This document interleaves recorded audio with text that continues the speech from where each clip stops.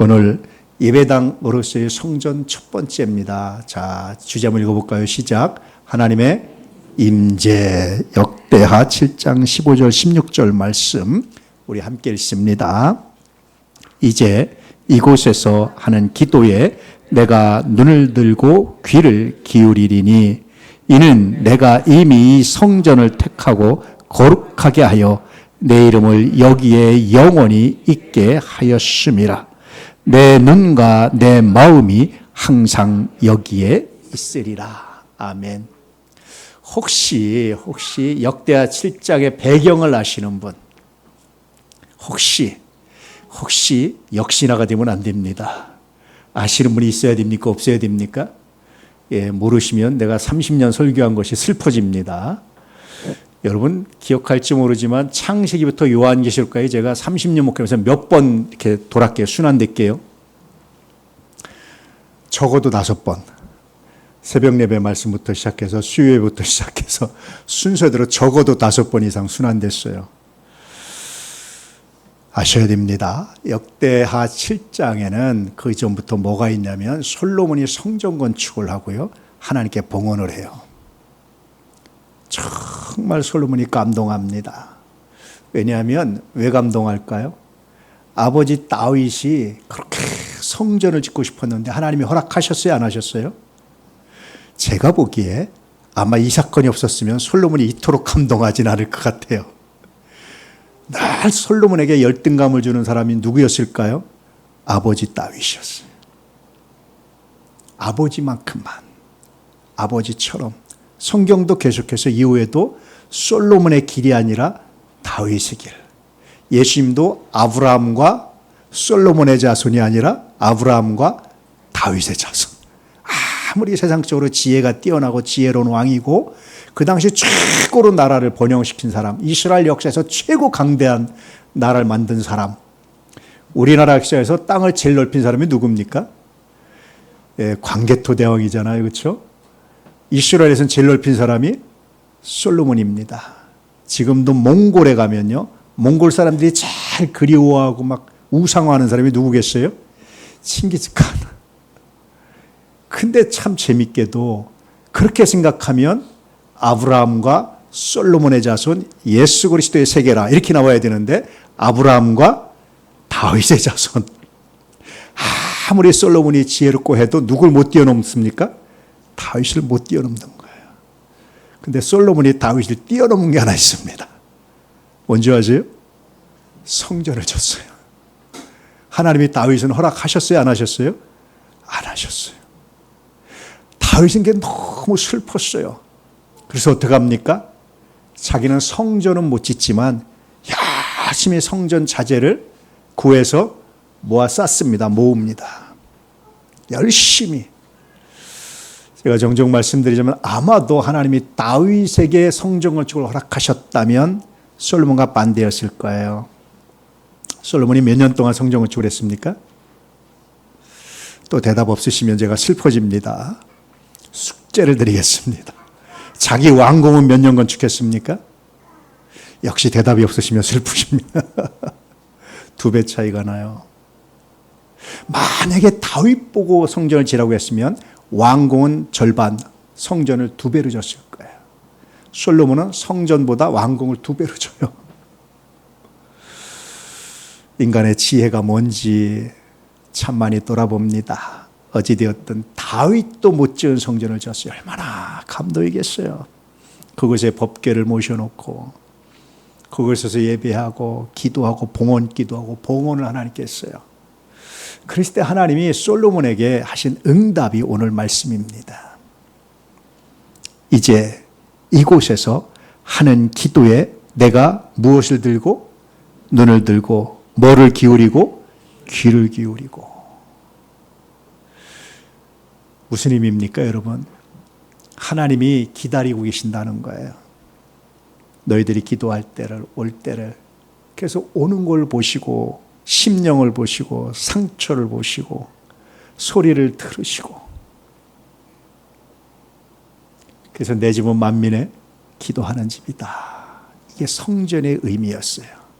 다시 말하면 하나님의 성전 안에만 있겠다라는 게 아니라 온 우주 어디나 존재하시지만 특별히 성전을 구별해서 이곳에 사는 기도 내가 특별하게 듣고 특별하게 보고 특별하게 내가 너희를 바라볼게 라는 약속의 장소인 거예요.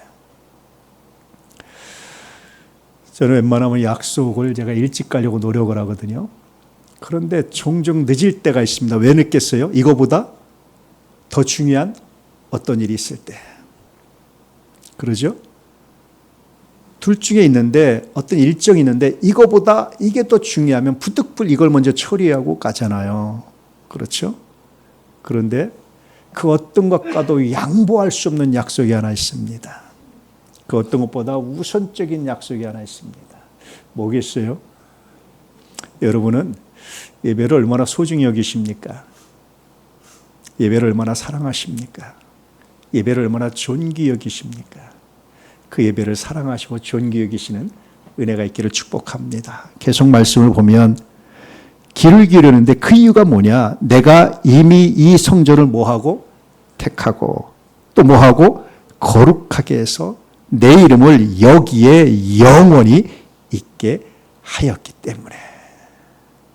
성전에서. 그래서 내 눈과 내 마음이 항상 어디 있다? 여기에 있다. 어디나 있지만 특별히 여기에 있다. 저도 열심히 기도 많이 다녔거든요. 산기도 많이 다녔거든요. 어느 날 기도원에 좀 갈까? 우리 예전 분들이 요즘 컬컬해서 막걸리 마시는 것처럼 심령이 컬컬해서 저도 좀 목회하다가 여러 가지 문제가 생기면 기도원에 좀 갈까? 그러고 있는데 갑자기 하나님이 나한테 깨달음을 주셨어요. 기도원보다 내가 기도해야 될 곳은 성전이었어요. 하나님이 여기에 마음을, 눈을, 귀를 그랬구나.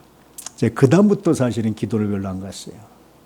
기도할 곳이 있으면 성전에 와서 맨 앞에서 앉아서 기도하는 습관을 들였어요. 그랬구나. 내가 잘못했구나. 기도원도 중요하고 물론 특별한 교회에 기도원 가는 거 굉장히 중요합니다. 여러분. 그럴 땐 기도원 집회도 참여하시고 하십시오. 그런데 정말 나에게 중요한 우선적인 것은 성전이었어요. 아마 제가 그 깨달음을 얻고 난 다음부터 기도원 별로 안 갔던 것 같아요. 성전에 와서 기도하고 그것으로 족했습니다. 왜냐하면 이 성전을 하나님 택하시고 거룩하게 하셨고 하나님의 이름을 영원히 여기 있게 하셨다. 하나님의 눈과 하나님의 마음이 항상 어디 있다? 여기 있다. 할렐루야. 이 성전이 나중에 신약에 와서 뭐가 됩니까? 예수 그리스도가 성전이다. 좀 더 확장돼서 그리스도의 몸인 교회가 여러분들이 모인 이곳이 성전입니다. 우리는 이 성전으로 함께 지어져가는 과정이 있어요. 건축되는 과정이 있습니다. 눈에 보이는 성전에서 눈에 보이지 않는 성전으로 전환이 돼요. 그래서 다시 눈에 보이지 않는 성전이 모여서 예배하는 곳이 다시 거룩해지는 겁니다. 할렐루야. 이 순환을 잘 이해할 수 있기를 축복합니다. 그래서 오늘 말씀의 묵상 질문은 예배당을 거룩하게 하는 것은 뭘까? 화려한 인테리어일까? 화려한 건물일까? 화려한 기자재일까? 뭘까? 한 번쯤 묵상해 보시기 바랍니다. 자, 이런 관점으로 다시 읽어볼까요? 이제 이곳에 사는 기도에 내가 눈을 들고 귀를 기울이리니 이는 내가 이미 이 성전을 택하고 거룩하게 하여 내 이름을 여기에 영원히 있게 하였음이라. 내 눈과 내 마음이 항상 여기에 있으리라. 아멘. 여러분 어떤 장소에 갔다 특별히 마음에 남고 기억이 되고 울컥울컥하는 장소 없습니까? 저는 이제 그런 장소에 몇 개 있는데 특별히 아버지가 돌아가신 다음에 제가 아버지를 모시고 다녔던 장소, 입원해 계셨던 병원, 또 제가 종종 가면 시골에 가면 이제 모시고 식사하고 모시고 있던 그 장소 지나가면 나도 모르게 눈물이 홀컥해서 눈물이 쏟아지는 거예요. 우는 거예요. 한참 우는 거예요. 아버지가 생각이 나서. 그 장소는 나하고 별로 관계가 없어요. 내 것도 아니고 근데 뭐 때문입니까? 그 장소 때문이 아니라 사실은 아버지 때문에. 고향집에 가면 여러분 사람들이 감동하잖아요. 왜 감동합니까? 그 집 건물 때문이 아니에요. 누구 때문에? 그 집에서 만났던 어머니, 아버지, 가족들, 형제들 이것 때문에. 간혹 가다가 귀향을 해요. 산속에 홀로 떨어지고 외딴 마을에 들어가서 거기 살아요. 왜 여기 있습니까? 다른 데도 갈 데 많은데 여기가 내가 태어나고 자란 곳입니다. 우리 아버지가 땀 흘린 곳입니다. 아버지 산소가 여기 있습니다. 굉장히 많은 장소 중에 그 장소가 특별한 이유는 사실은 그 장소 때문이 아니라 뭡니까? 아버지와의 추억, 자기와의 추억 때문이에요.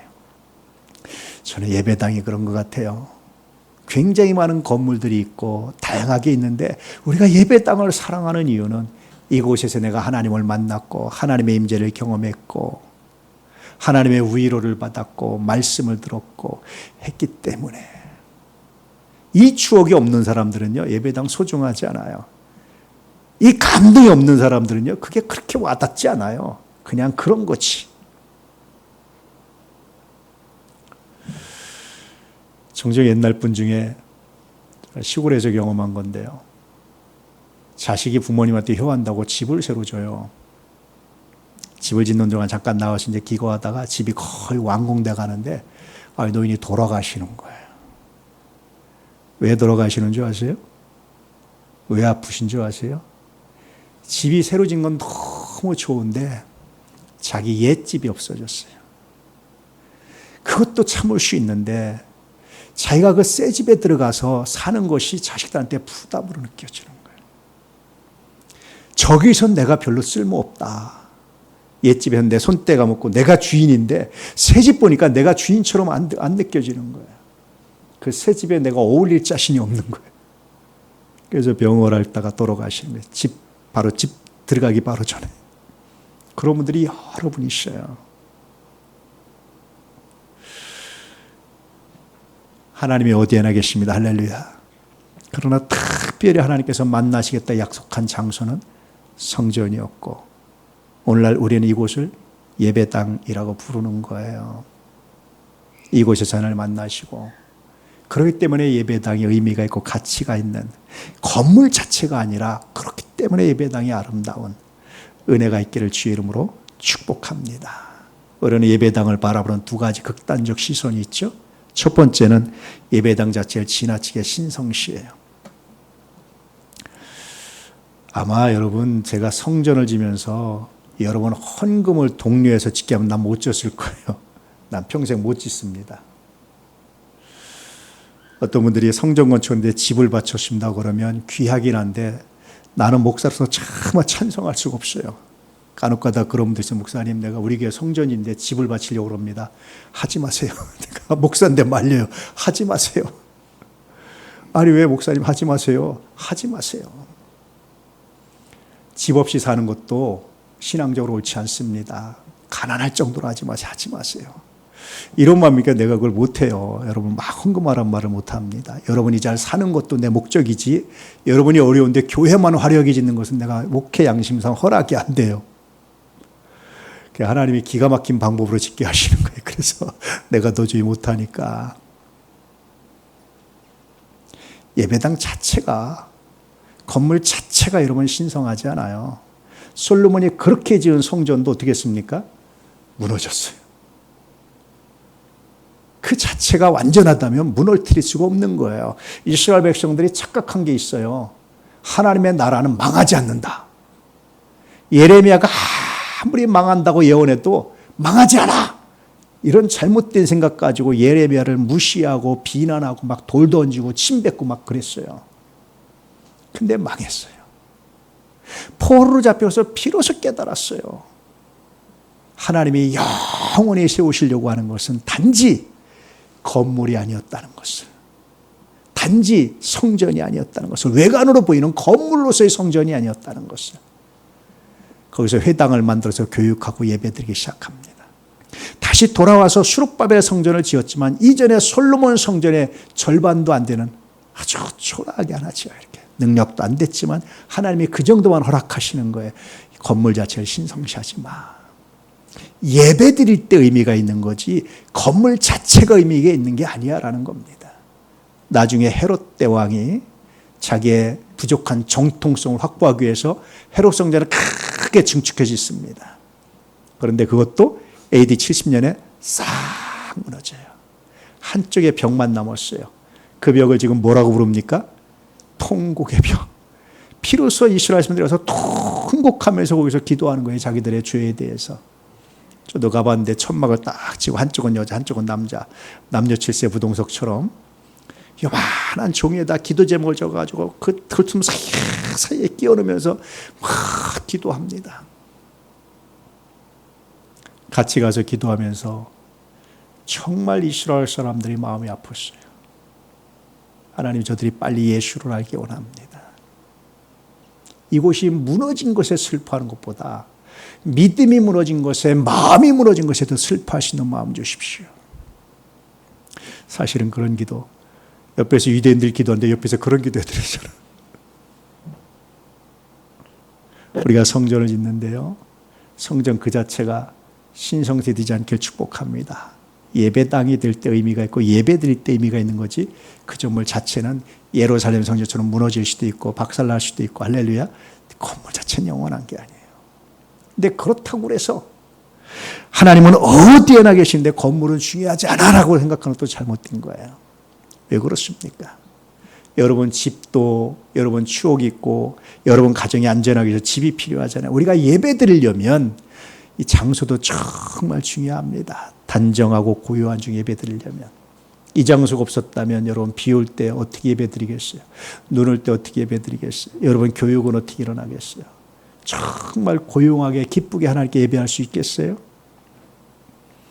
그래서 여러분 두곡단 건물을 신성시하는 것도 잘못됐지만 아무것도 아니야라고 무시하는 것도, 모임은 교회는 모임이지 건물이 아니야라면서 무시하는 것도, 하나님은 무수부지하신 거 어디에 계신가 괜찮아라고 무시하는 것도 옳지는 않다. 예배드리기 때문에, 우리가 모여서 함께 예배드리기 때문에 이 장소가 의미가 있고 장소 자체가 의미가 있다는 사실을 다시 기억하면서 우리가 다시 찾는 것이 정말 중요합니다. 하나님은 예배를 위해 공간을 구별하시고 그 안에 임재하시기 때문에 그렇습니다. 할렐루야. 그래서 여러분, 이 두 곡단을 우리는 벗어날 수 있어야 돼요. 다시 말씀을 보니까 하나님이 이 성전을 택하고 거룩하게 해서 하나님의 이름을 이 안에 두었다. 굉장히 재밌는 표현이에요. 이방신들과 이방 종교가 확 차이나는 말씀 중에 하나가 바로 이겁니다. 보통 여러 우상은, 이방 신전은 그 신이 거기에 임해요. 근데 하나님은 뭘 두십니까? 이름을 두셨다. 이름이 정체성을 의미하기도 하고, 예컨대 모든 무릎을 누구의 이름에? 예수의 이름에. 우리가 누구의 이름으로? 예수의 이름으로. 굉장히 재밌는 거예요. 이름을 두셨어요.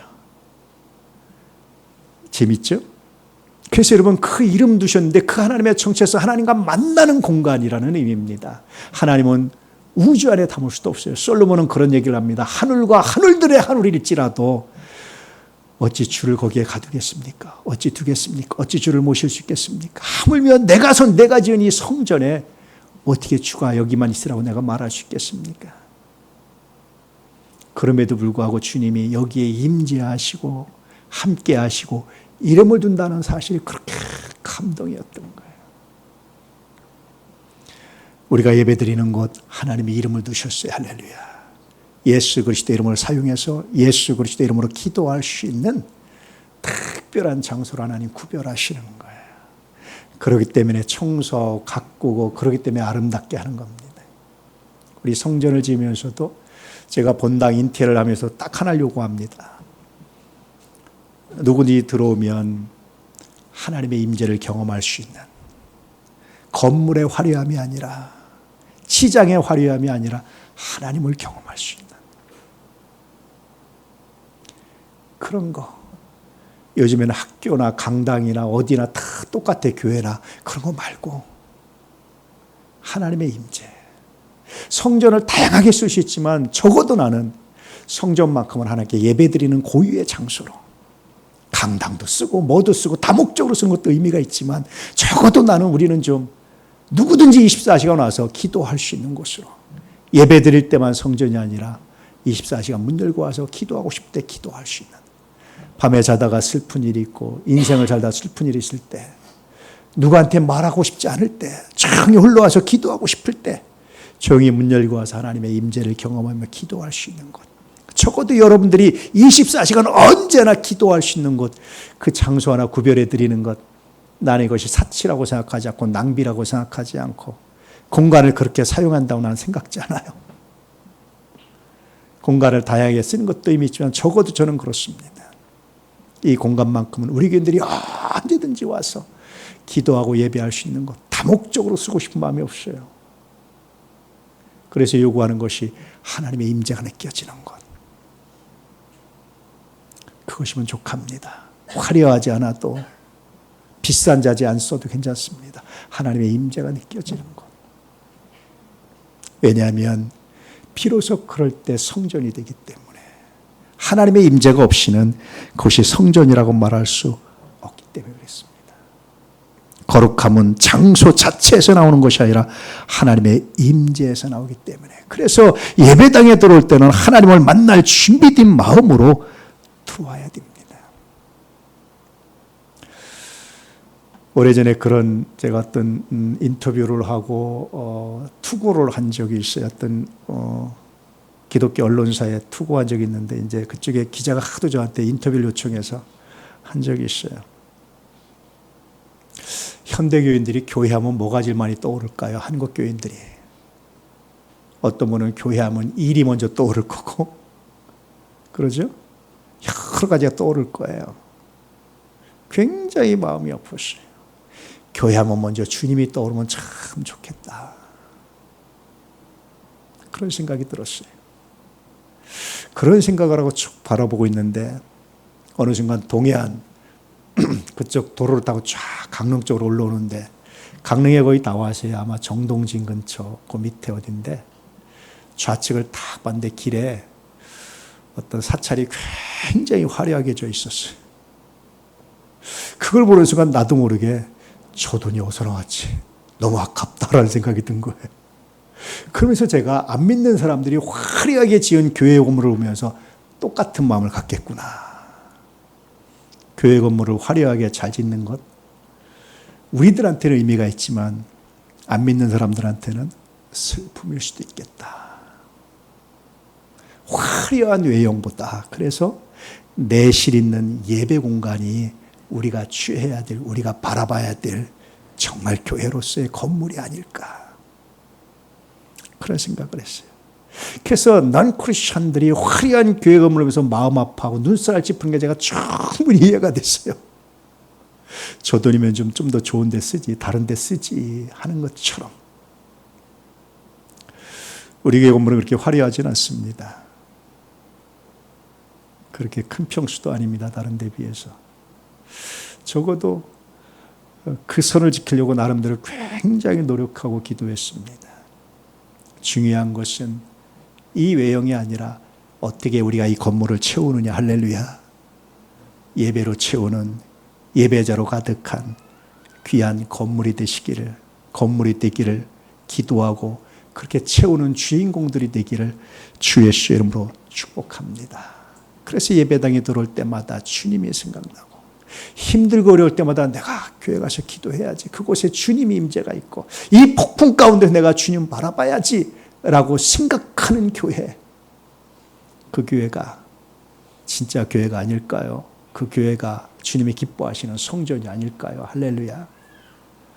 그런 교회를 사랑할 수 있기를, 그런 교회에 나올 수 있기를, 그런 교회가 되기를 주의 이름으로 축복합니다. 그래서 성전은 그런 의미를 갖고 있어요.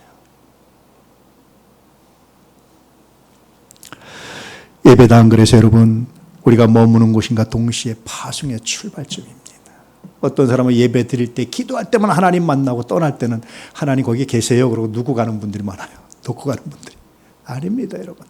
하나님을 만났으면 그 만남의 충만함을 가지고 세상에 나가서 하나님 만난 삶을, 하나님 만난 이야기를 하는 거예요.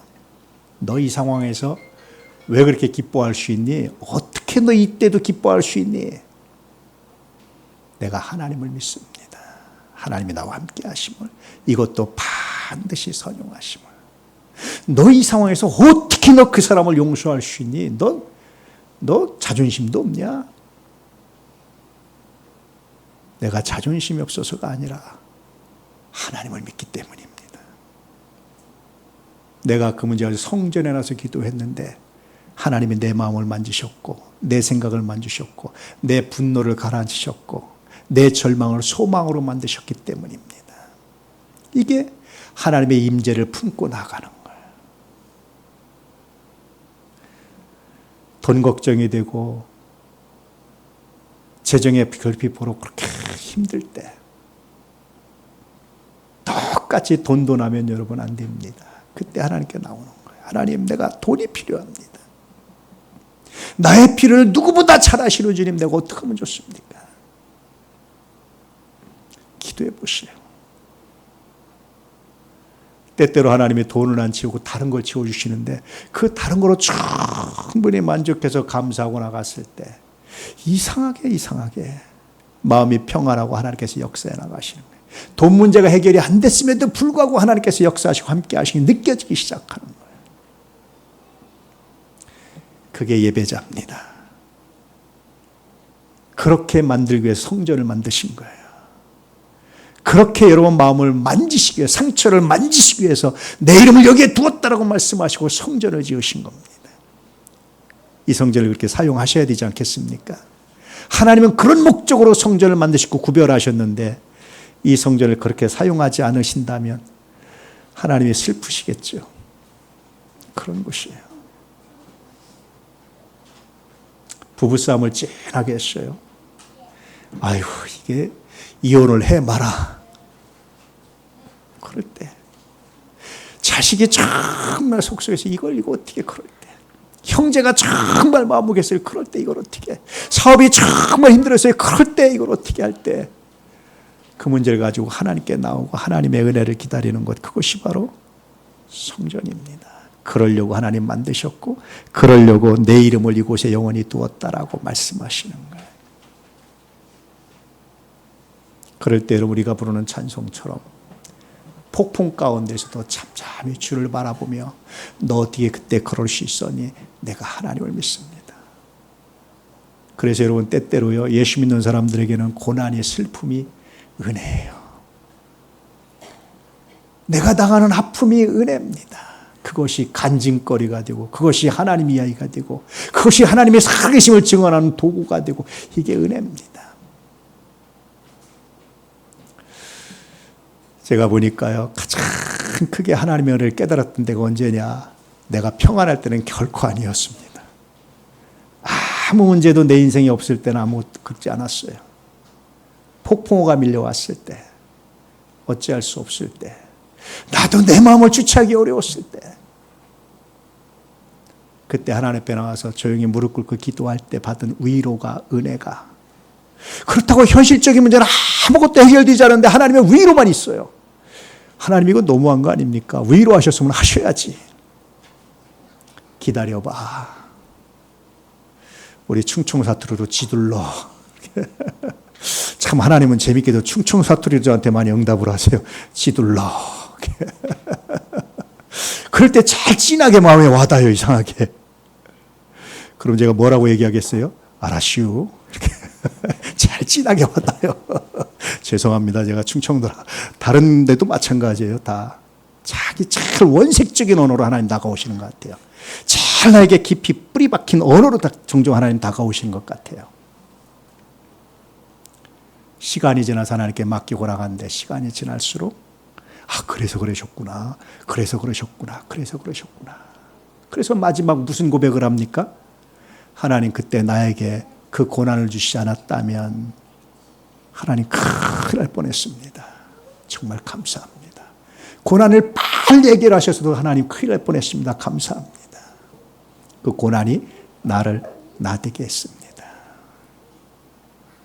여러분, 이런 고백이 성전에서 일어나는 거예요. 할렐루야. 이 성전을 사랑하시고 이 성전의 예배자로 살아가시는 은혜가 있기를 축복합니다. 다시 이런 같이 읽어볼까요? 이제 이곳에서 하는 기도에 내가 눈을 들고 귀를 기울이리니 이는 내가 이미 이 성전을 택하고 거룩하게 하여 내 이름을 여기에 영원히 있게 하였습니다. 내 눈과 내 마음이 항상 여기에 있으리라. 아멘. 오늘 말씀을 기억하시길 축복합니다.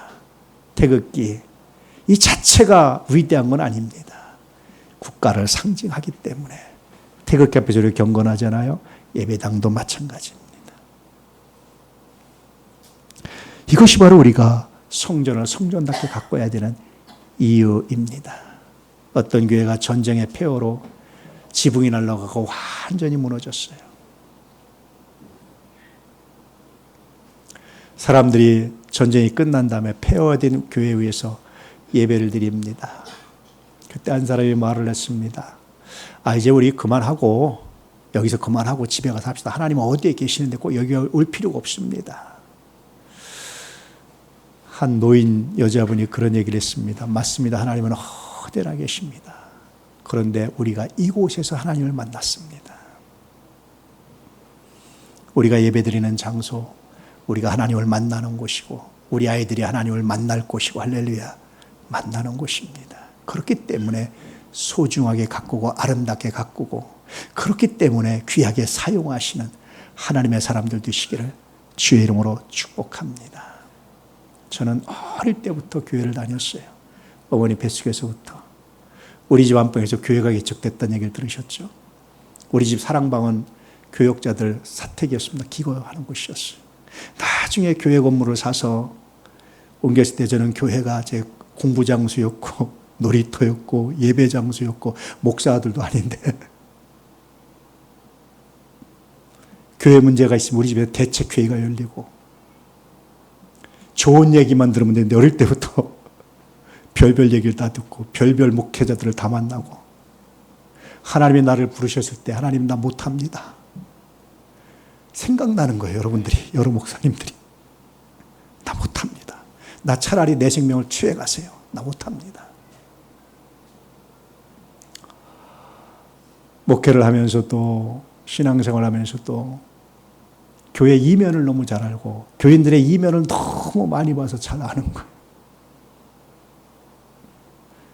어느 날 갑자기 너무 마음이 슬프고 내가 이 목회를 해야 되나 말아야 되나 그러고 있을 때 주님이 저한테 말씀하셨어요. 그런데 말이다. 네가 마음 아파하는 그 모습, 네가 슬퍼하는 그 모습, 근데 그게 내 몸이란다. 여기에 제가 무너졌어요. 손절하셔도 부족한데 나는 손절하고 싶은데 주님은 내 몸이라고 내 교회라고 자기와 동일시하셨어요. 그랬구나. 그래서 외면해야 될 것이 아니라 그래서 사랑해야 되는구나. 그래서 외면할 것이 아니라 그래서 그 죄를 대신 짊어지신 주님처럼 그 죄를 중보해야 되는구나. 그래서 손 내밀어야 되는구나. 할렐루야. 옆에 사람이 다 마음에 들어서가 아닙니다. 마음에 안 들 수 있죠. 나도 내가 자신도 마음에 안 들어 어떻게 다 마음에 들겠어요. 그런데 여러분, 주님이 여러분 옆에 앉은 여러분들을 위해서 그 사람을 위해서 십자가를 지시고 용서하시고 하나님의 자녀 삼으셨고 우리 옆에 앉게 하셔서 형제와 자매로 삼으셨어요. 서로 용서하고 축복하라고. 할렐루야. 옆에 분들 손을 한번 잡아보세요. 앞뒤로 손을 한번 잡아보세요. 이제 나는 영원히 당신 편입니다. 예. 주님 안에서 할렐루야. 좋아서 싫어서 뭐 그렇게 중요하겠어요. 감정이라는 게 그렇게 중요하지 않더라고 보니까. 그보다 더 중요한 것은 주님이더라고요. 그래서 비로소 여러분을 위해서 정말 진심으로 제가 기도할 수 있었고 축복할 수 있었고 넘어설 수 있었습니다. 그리고 그런 변화는 성전에 앉아서 기도할 때마다 들었던 음성이에요. 이 성전 예배당으로 구별하셔서 하나님의 임재를 늘 경험하시고 믿음으로 새롭게 살아내시고 상처를 보듬으시고 문제를 보듬으시고 아픔을 보듬으시는 그분께 나아가셔서 평생을 그분과 함께 하시는 그런 추억의 장소, 임재의 장소로 만들어 가시기를 주의 이름으로 축복합니다. 할렐루야, 축복합니다. 이제 하나님께서 약속하신 것처럼 우리의 예배를 기쁘게 받으시고 우리의 기도에 귀를 기울여 주시며 예배당에서는 하나님을 깊이 만나고 세상에서는 그리스도를 드러내는 예배자로 살아가기를 주님의 이름으로 축복합니다. 메시지 함께 읽죠. 예배당에서 하나님의 임재를 경험하고 세상에서 그 임재를 드러내라. 그러면 하나님께서 세상을 복되게 하는 통로로 사용하실 것이다. 아멘. 자, 오늘 두 번째 주제, 거룩한 사귐의 집, 요한일서 1장 3절인데 아마 제가 목회하면서 가장 많이 설교 본문으로 택한 성경 구절을 택하라면 오늘 말씀이에요. 저는 이 말씀이 너무 좋아요. 이 말씀이 너무 기쁩니다. 제가 고등학교 때 고등부아이들이 만들어낸 회지가 있었는데 그 제목이 사귐이었어요. 너무나 좋았어요, 그것이. 이 사귐, 이 사귐을 묵상하면서 다시 한번 예배당으로서의 성전을 기억할 수 있길 바랍니다. 한번 읽어보시죠. 우리가 보고 들은 말을 너희에게도 전하면 너희로 우리와 사귐이 있게 하려 함이니 우리의 사귐은 아버지와 그의 아들 예수 그리스도와 더불어 누림이라. 교회가 뭐냐라고 누가 저한테 묻는다면 저는 이 말씀으로 답변하고 싶어요. 교회는 이런 곳이다. 교인이 뭐냐라고 묻는다면 저는 이 말씀으로 답변하고 싶어요. 신앙생활이 뭐냐라고 묻는다면 저는 이 말씀으로 답변하고 싶습니다. 정말 어떻게 이렇게 66권 말씀의 신앙을 이렇게 핵심적으로 요약해 놨는지 정말 탁월하다 이런 생각이 듭니다. 사귐인데요. 이 사귐은 뭘까요? 너희로 우리와 사귐 있게 하려 한다. 근데 우리의 사귐은 아버지와 그의 아들 예수 그리스도와 더불어 누리는 것이 바로 우리의 사귐이다. 사귄다라는 게 뭘까요? 여러분, 사귀면 맨 먼저 어떤 변화가 일어납니까? 제가 학교에서 오랫동안 가르치면서 학생들을 보니까요, 젊은 아이들이 사귀면 둘이 커플이 되면 표가 날까요, 안 날까요? 대부분 편합니다. 그거 숨기는 사람은요, 보통 고수가 아니에요. 대부분 편합니다. 어떻게 표가 날까요? 앞에서 강의를 하면 멀리 떨어졌던 아이들이 이상하게 붙어 앉아. 혹시 하나가 늘 멀리 떨어지면 수업 시간 내내 눈이 어디로 가요? 교실을 안 쳐다보고 그 아이를 쳐다봐. 그리고 서로 눈빛을 교환을 해. 자기네는 모른다고 하는데 내가 앞에서 보면 다 보이죠. 그럼 제가 뭐라 그럽니까? 너희들 언제부터냐? 어떻게 하셨어요? 어떻게 알긴 지네가 다 얘기해놓고. 그렇죠? 그래서 니네 그러면 사귀면서 뭘 제일 먼저 하냐? 라고 제가 물어봐요. 그 아이들이 일단은 뭘 합니까? 요즘에는 통장을 같이 만들어가지고요. 통장 비밀번호를 공유하고 서로 돈을 거기다 넣고 그 돈 가지고 쓰더라고요. 언제부턴가 그렇게 바뀌었어요. 우리 때는 무조건 남자가 내야 되는 건 줄 알았는데. 그렇죠? 그렇게 바뀌고 여러 가지 비밀을 굉장히 많이 공유를 해요. 아이들이 서로가. 특별하게. 그리고 깊이 스킨십도 하고 막 이런 걸 합니다. 여러분, 교회에서 우리가 주 안에서 사귄다라고 그럴 때 어떤 의미가 있을까요?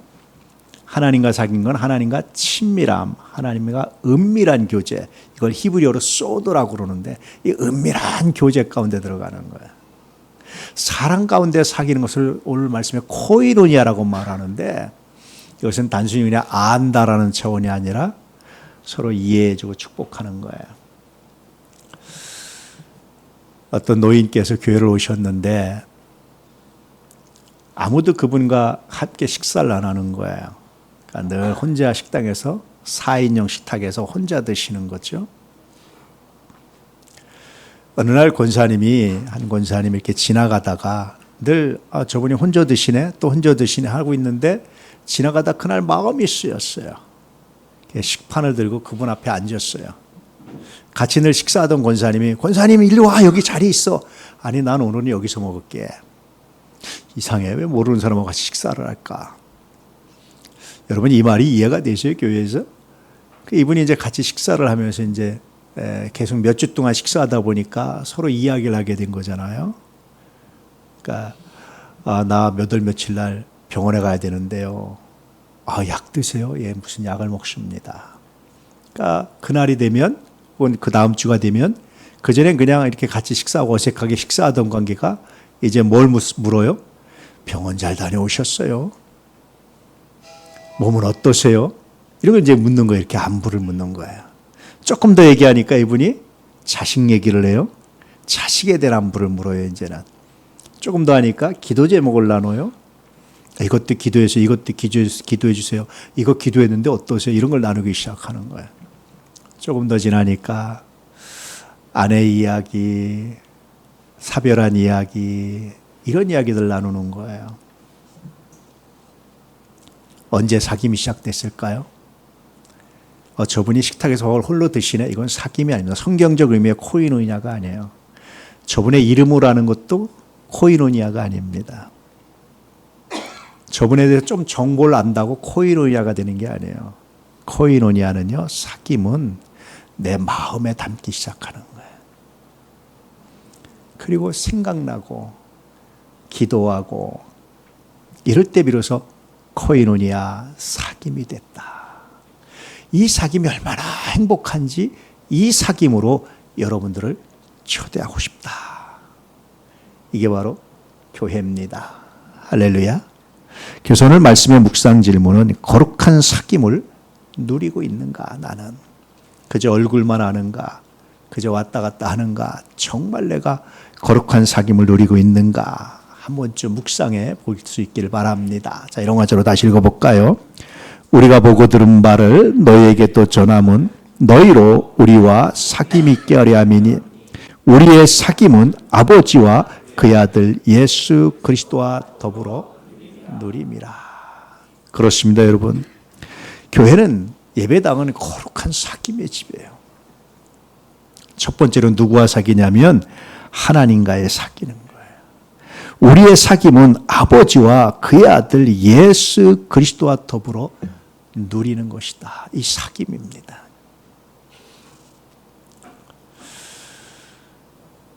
종종 어떤 사람들이 전화하거나 아니면 만날 때 간혹 그럽니다. 나 이제 더 이상 못합니다. 예를 들면 나 더 이상 목회 안 합니다. 그래서 왜 안 하느냐? 교인들이 변하질 않아요. 내가 이렇게 성경을 열심히 가르치는데. 그 제가 뭐라고 그런다고 그랬죠? 너는 변했니? 제가 이렇게 물어봐요. 여러분, 신앙은요, 누구를 변화시키는 거 이전에 누가 변하는 겁니까? 내가 변하는 거예요. 그를 변화시킬 능력은 우리한테 없어요. 부모가 자식은 마음대로 됩니까? 안 됩니다. 자식 내 마음대로 변화시키려면 다 실패해요. 다 실패해요.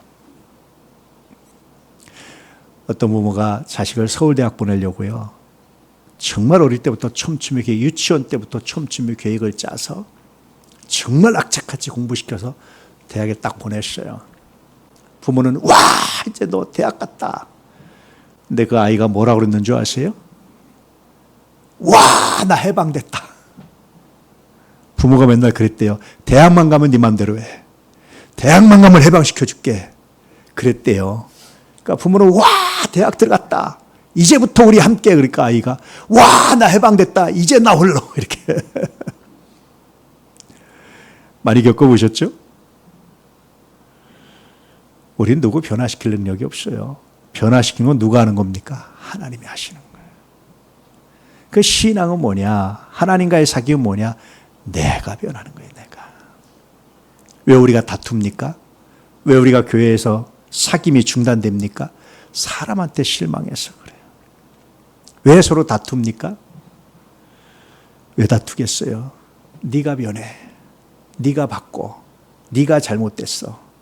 이게 다투는 거예요. 그런 생각이 들 때 여러분 하나님께 나아가 보세요. 참 재밌게도요, 하나님께 기도하고 하나님께 무릎 꿇으면 하나님의 한결같은 음성이 뭔지 아세요? 나를 바꿔줘요. 나를 변화시켜요. 내 마음을 바꿔줘요. 긍휼히 여기게 되고 불쌍히 여기게 되고, 이상하게 그렇게 나 별로 잘못한 것 같지 않은데 하나님이 그렇게 나를 바꾸셔요.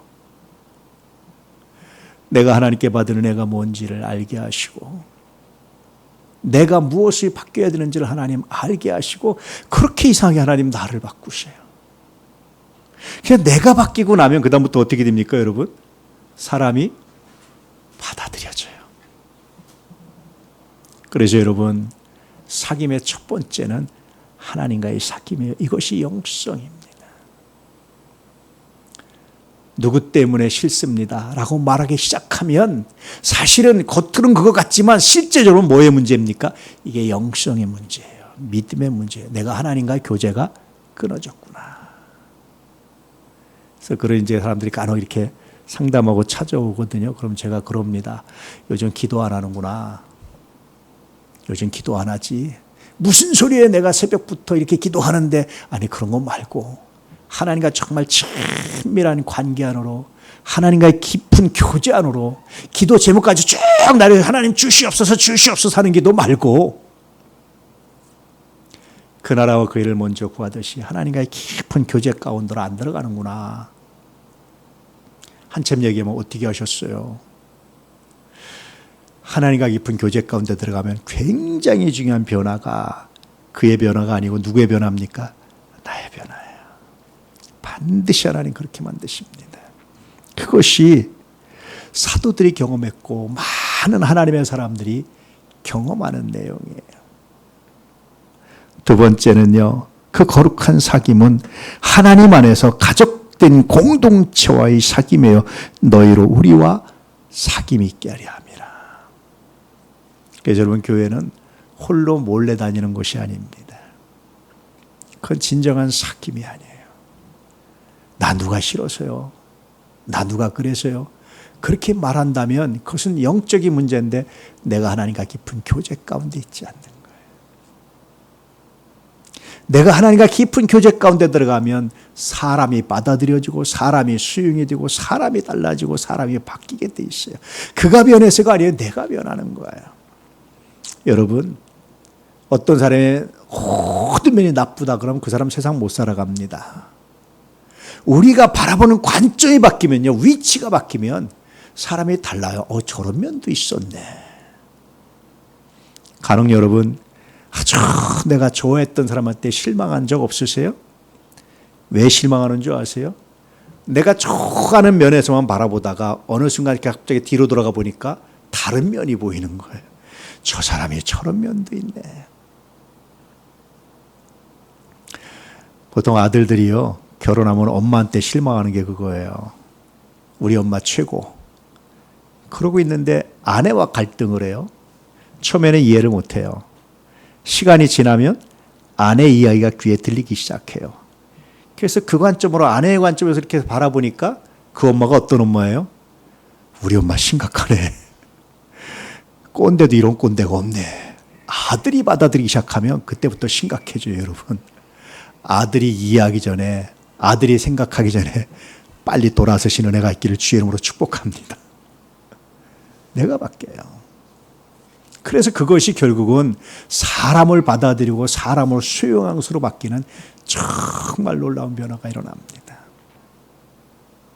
혹시 여러분, 나 누구 때문에 싫습니다, 나 누구 때문에 안 합니다라는 생각이 든다면 내가 기도하지 않는구나. 내가 하나님과의 사귐이 중단됐구나. 내가 깊은 하나님과의 교제가 내가 중단됐구나. 영적인 문제구나. 발견하고 진단하시는 은혜가 있기를 주의 이름으로 축복합니다. 그렇게 사귐이 되면 세 번째로 거룩한 초대로 이어지는 거예요. 우리가 보고 들은 바를 너희에게 또 전하면. 말하고 싶지 않은데 말이 되는 거예요. 가만히 있고 싶은데 가만히 있을 수가 없는 거예요. 그것이 사귐입니다. 초대입니다. 저는 이것이 진짜 교회다. 이것이 우리의 신앙의 가치다. 저는 그렇게 생각해요. 제가 경험했던 어떤 교회인데요, 오래전에 교회 가면 난리가 났어요. 막 폭풍 일부 직전이었어요. 담임 목사님에 대한 불만이 막 그냥 막 찌르고 난리가 났어요. 그럴 때 거기 있던 여전사님 한 분이 그렇게 막 폭풍 일부 직전에 교인들 데리고 우리 기도하자. 우리 하나님 믿지 않냐.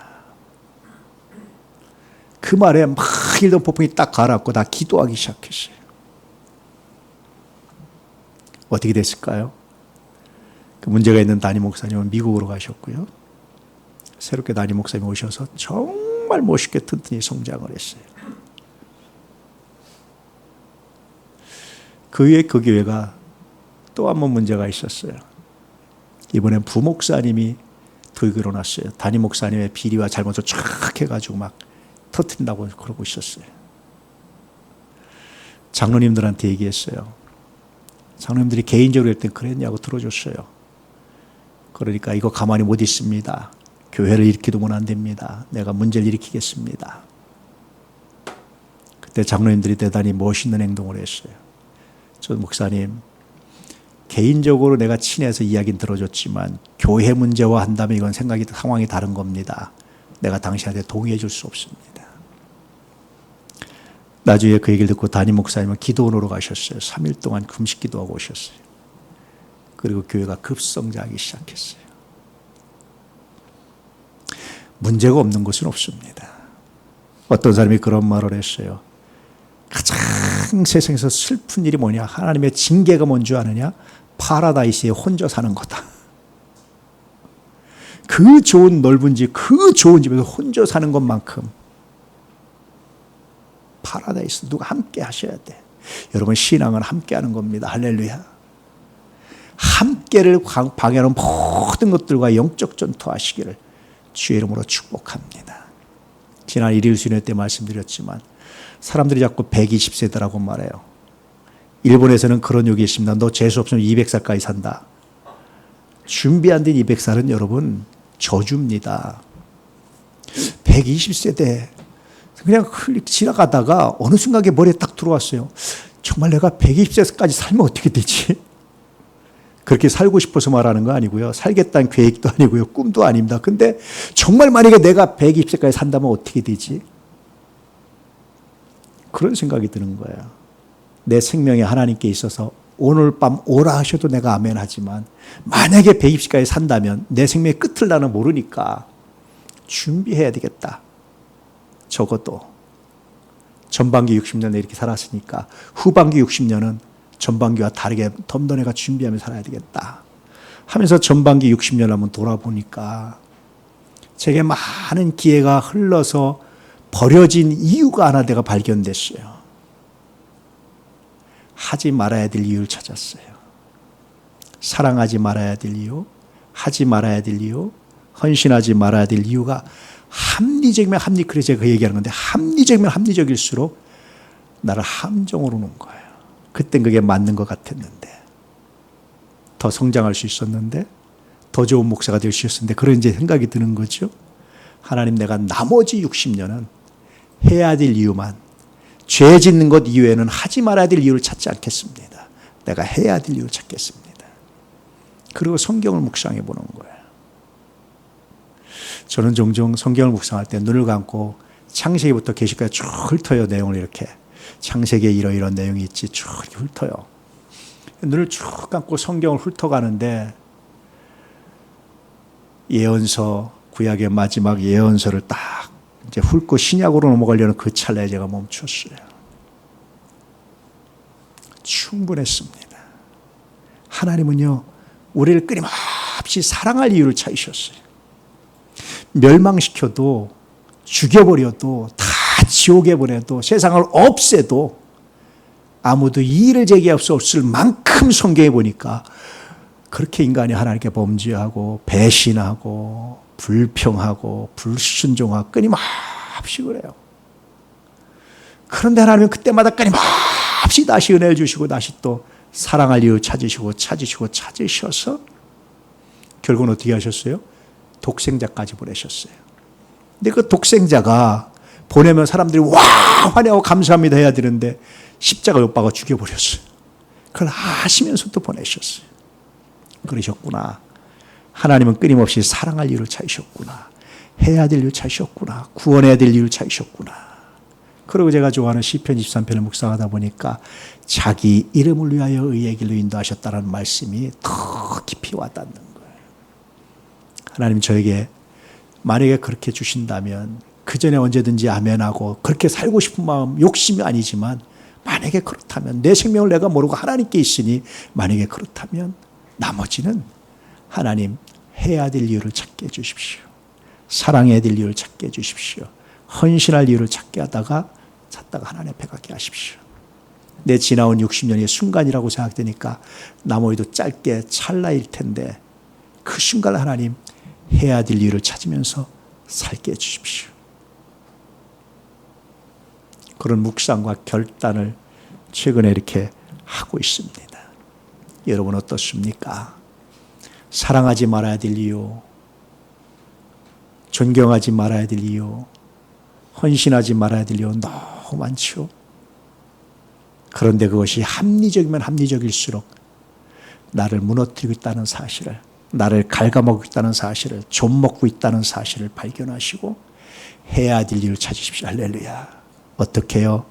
하지 말아야 될 이유가 넘쳐날 때마다 하나님께 나아갔어요. 하나님과의 사귐하러 들어갔어요. 그럼 하나님이 나를 변화시켜서 그를 변화시키는 것이 아니라 나를 변화시키셔서 사랑해야 될 이유를, 품어야 될 이유를 알게 하시고 그 몸이 얼마나 아름다운지 그 몸에서 비로소 다시 누군가를 초대할 그런 마음의 여유가, 은혜가 가득하게 됩니다. 나는 이게 교회라고 봐요. 이게 정말 하나님이 세우시는 예수 그리스도가 내 몸이라고 말씀하고 싶은 교회의 진짜 모습이 이런 것 아닐까요? 더 이상 이 사람은 이래서 싫고 저래서 싫은 것이 아니라 그래서 내가 필요하고 그래서 내 도움이 필요합니다. 기도하는, 마음을 여는 하나님의 사람들 되시길 축복합니다. 렘브란트의 돌아온 탕자 그림이에요. 얼마 전에도 보여줬죠. 오늘 제가 헨리 나우엘을 이야기하려고 합니다. 여러분 아시는 세계적인 대학의 교수였어요. 이 사람이 교수직을 버리고 정신지체아들을 섬기는 공동체를 세우고 그 일을 했어요. 왜 그랬느냐? 예수의 이름으로, 그의 이름으로. 그게 답변이었습니다. 그가 한번 렘브란트의 이 돌아온 탕자 그림을 관람하러 미술관에 갔었대요. 오랫동안, 몇 시간 동안 이 그림 앞에서 못 움직이고 서 있었답니다.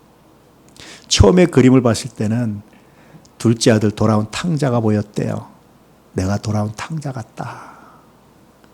내 멋대로 살고 내 마음대로 살고 내 힘으로 살고 내 능력으로 살고 하려고 하다가 내가 돌아온 탕자 같다.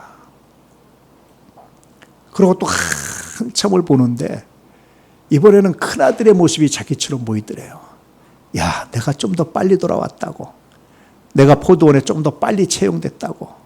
내가 좀 더 오래 신앙생활했다고. 내가 조금 더 한다고. 사람들을 평가하고 자기 공로, 자기 열심 가지고 사람들을 평가하고 생각했던 큰아들의 모습이 자기들의 모습으로 비춰지더래요. 그래서 좀 더 한참을 묵상하니까 이번에는 아버지가 보이더래요. 내가 아버지처럼 하고 싶다. 누구든지 돌아오면 이유 불문하고 품어 안아주고 싶다. 돼지우리에 생활하던 아들입니다. 달려가서 그냥 입을 맞추고 그냥 안고 환영해 주는 아버지한테 무슨 조건이, 무슨 이유가 필요하겠어요. 내가 아버지처럼 하고 싶다. 한참을 그림 앞에서 서 있으면서 그가 남긴 말들입니다. 여러분 어떻습니까? 여러분은 탕자가 먼저 보이시나요? 큰아들이 보이시나요? 나 이렇게 열심히 작가 이렇게 수고했는데 나는 안 알아주고 나를 위해서 잔치 하나 안 해주고, 그게 보이시나요? 아니면 아버지처럼 아무 조건 없이 아무것도 따지지 않고 그저 안아주는 아버지가 보이시나요? 아버지의 손도 말씀드렸지만 오른손과 왼손이 달라요. 한 손은 여성의 손처럼 섬세하게, 한 손은 남자 아빠의 손처럼 우직하게. 돌아온 탕자 비유에서 참 재밌게 엄마의 아이가 안 나와요. 아마 렘브란트가 제가 상상하기에 이건 제 상상입니다. 아마 아버지가 아내를 사별했겠죠. 두 아들을 키우는데 어떻게 키웠을까? 한 손엔 엄마의 마음으로 한 손엔 아빠의 마음으로 안는 걸 아마 렘브란트가 표현하지 않았을까? 때때로는 아버지가 되기도 하고 때때로는 엄마가 되기도 하고 하면서 두 아들을 길렀는데 한 녀석이 그냥 스트라이크를 일으키고 나갔다가 갔는데 그걸 기다리는 아버지의 마음, 돌아왔을 때 품어안는 엄마의 마음과 아버지의 마음, 엄마의 마음으로 다독거려주고 아버지의 마음으로 어떻게 훈계하지 라고 했더니 이 복잡한 마음을 표현한 거 아니었을까. 옆에서 지켜보고 있는 동네 사람들도 있어요. 물론 렘브란트는 저 뒤에 어떤 여인을 하나 그려넣어가지고 엄마일 거다 숨겨진 엄마의 모습도 그려놓습니다. 여러분은 어떤 사람입니까? 구경꾼 동네 사람입니까? 작은 아들입니까? 큰 아들입니까? 아버지입니까? 어떤 사람이 되기 원하십니까? 하나님의 성전이 거룩한 사귐의 집이라면 우린 다 여러분 작은 아들처럼 돌아왔고 큰 아들처럼 조금 먼저 왔다고 괜히 내가 먼저인 것처럼 내가 주인인 것처럼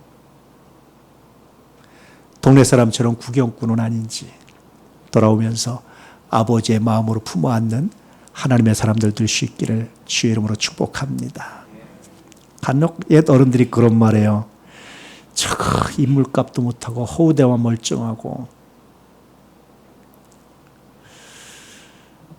우리 교회가 이렇게 성전이 지금 지어지고 있잖아요. 이쪽에서 오면요 어린이 공원이 딱 벌판처럼 딱 돼 있고요 건물이 뾰족 올라가 있어요. 하여튼 본래 모습보다 굉장히 거대해 보여요. 근데 그 모습을 바라볼 때마다 기쁘기도 한데 또 한편으로 어떤 마음이 드냐면 저거 얼굴값도 못하는 건물값도 못하는 저 웅장값도 못하는 이게 걱정이 되는 거예요. 걱정하는 내가 잘못됐나요? 하나님, 물론 그렇게 큰 건물 아닙니다. 우리나라에 워낙 큰 건물이 많아서, 큰 교회가 많아서.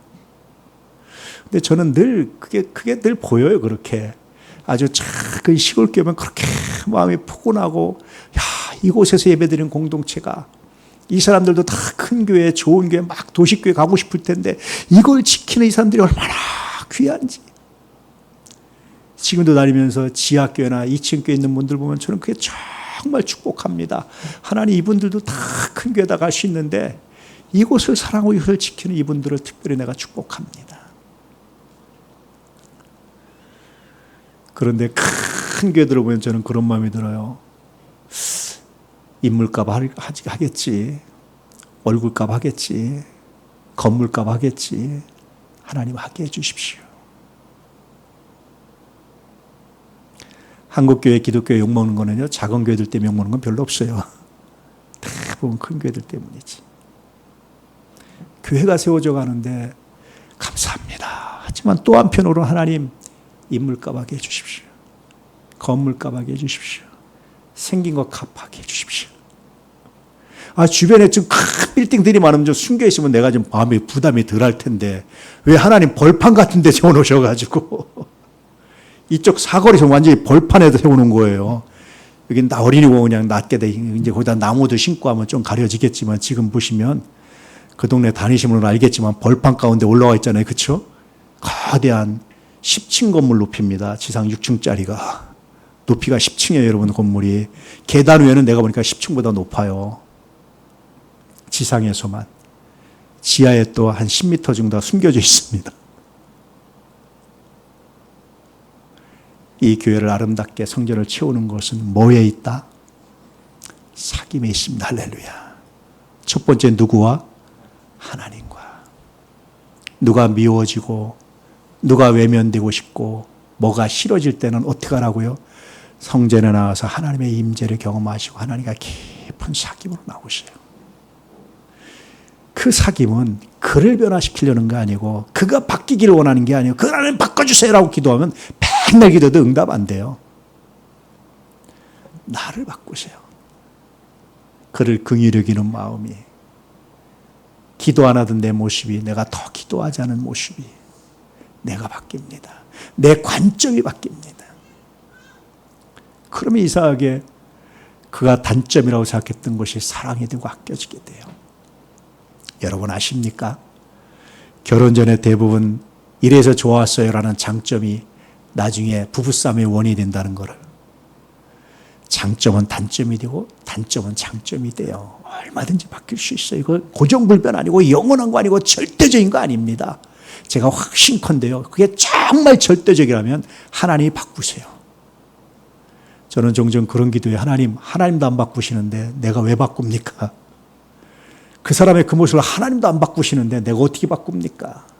하나님도 안 바꾸시는데 그러면 하나님 내가 발견을 못했을 뿐이지 그 모습이 사실은 복이 되고 아름다운 것을 내가 믿고 내가 기도합니다. 하나님도 안 바꾸시는데요. 내가 왜 바꿔요? 그거를 바꿀 능력도 아니고 바꿀 이유도 없잖아요. 하나님의 선하심을 믿을진데. 그렇죠.